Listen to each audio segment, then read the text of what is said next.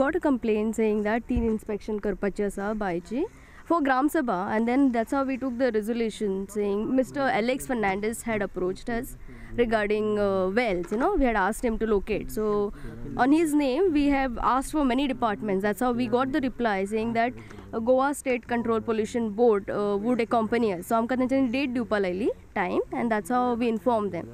So these people are here, technical people. So they is samples घेता, and they will take max 15 days for the reports to be formed, and we have to ask in writing for the report. So that's how we'll get the report, and accordingly we'll work on the reports, what analysis we get. So we have to forward to the department, how to go about this, and this will be put for the meeting again for our fortnightly meeting.